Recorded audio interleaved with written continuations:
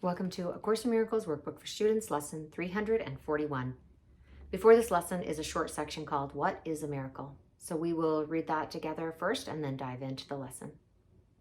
A miracle is a correction. It does not create, nor really change at all. It merely looks on devastation and reminds the mind that what it sees is false. It undoes error, but does not attempt to go beyond perception, nor exceed the function of forgiveness. Thus, it stays within time's limits. Yet, it paves the way for the return of timelessness and love's awakening, for fear must slip away under the gentle remedy it brings. A miracle contains the gift of grace, for it is given and received as one, and thus it illustrates the law of truth the world does not obey, because it fails entirely to understand its ways. A miracle inverts perception, which was upside down before, and thus it ends the strange distortions that were manifest. Now is perception open to the truth. Now is forgiveness seen as justified. Forgiveness is the home of miracles. The eyes of Christ deliver them to all they look upon in mercy and in love. Perception stands corrected in his sight, and what was meant to curse has come to bless. Each lily of forgiveness offers all the world the silent miracle of love, and each is laid before the word of God upon the universal altar to Creator and creation in the light of perfect purity and endless joy. The miracle is taken first on faith, because to ask for it implies the mind has been made ready to conceive of what it cannot see and does not understand.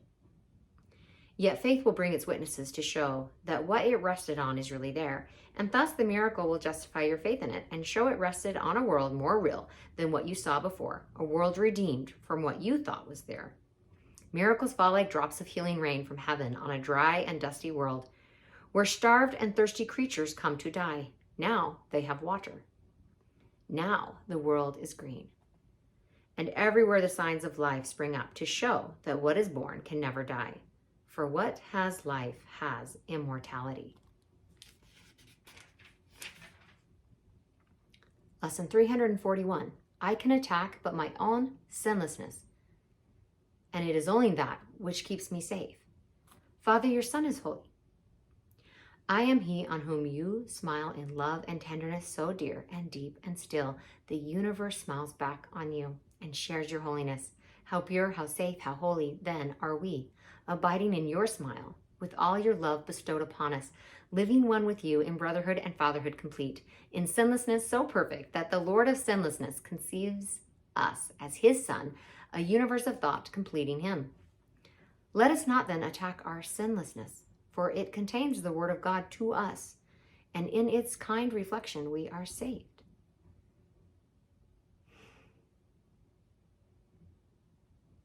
What a poignant and beautiful truth.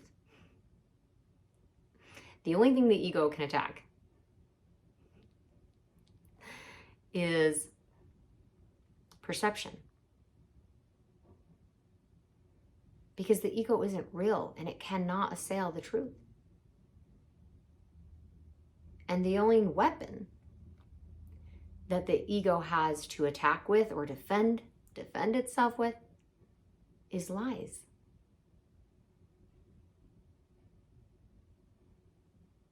And when we let go of those lies, we get to experience what was already there the whole time.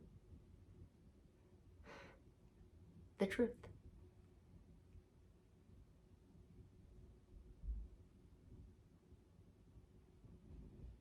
That you are still as God created you, perfect, whole, and complete.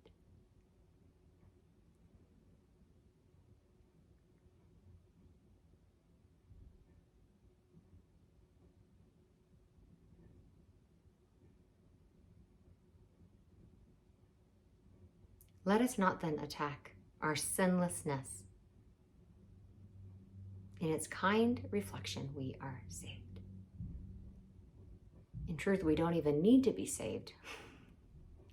What we're saved from is the illusion.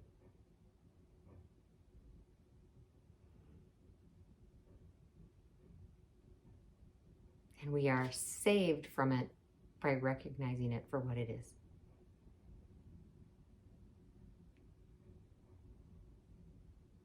and by recognizing your true, authentic self for what you are and always have been.